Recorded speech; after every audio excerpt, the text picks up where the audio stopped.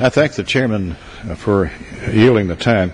and I rise in strong support of this bill. This bill, the first for fiscal 13, marks one of the earliest starts to the appropriations process in recent memory, which is a good sign for moving all 12 bills before the September 30 end of the fiscal year.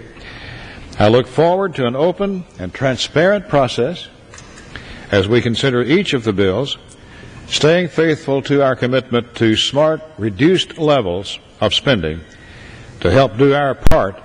in controlling the federal deficit. I want to especially commend Chairman Wolf, Ranking Member Fatah, and the members of the subcommittee, and my colleague and Ranking Member Norm Dix,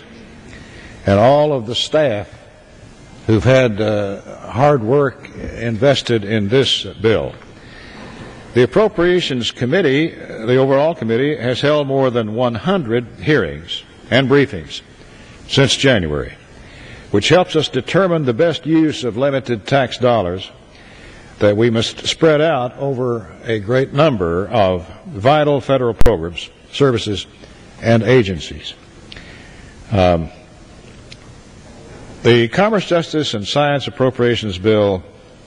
is in line with the House-passed budget resolution, totals $51.1 billion, which is $1.6 billion below current level and below the pre-stimulus, pre-bailout level of 2008. Within this total, the committee prioritized programs and services that, one, protect our people from threats at home, abroad, and in cyberspace; two, that maintain the competitiveness of American industry and businesses; and three, that encourage the scientific research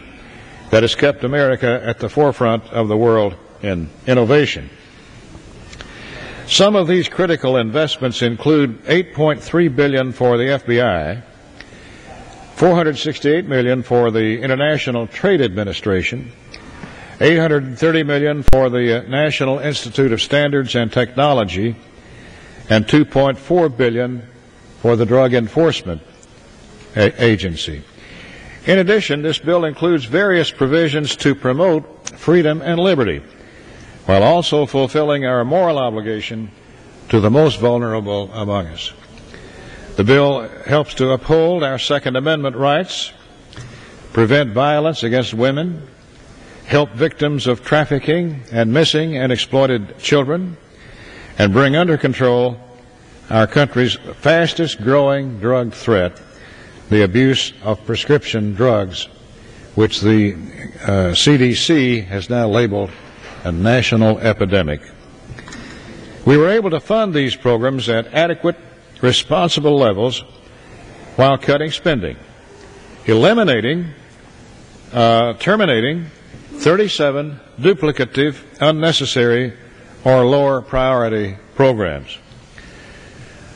Not all of these decisions were easy to make, and I know many of my colleagues will have amendments to offer as we debate the bill.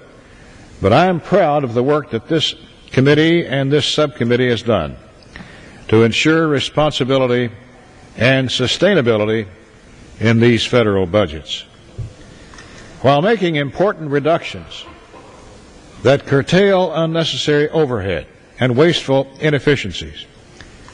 This bill makes judicious and sensible investments in programs that make America the great nation she is, an America that's safe and secure, an America that leads the way in scientific development and innovation, and an America that helps get its people back to work. I urge my colleagues to support the bill, and I thank the chairman for yielding, and I yield back.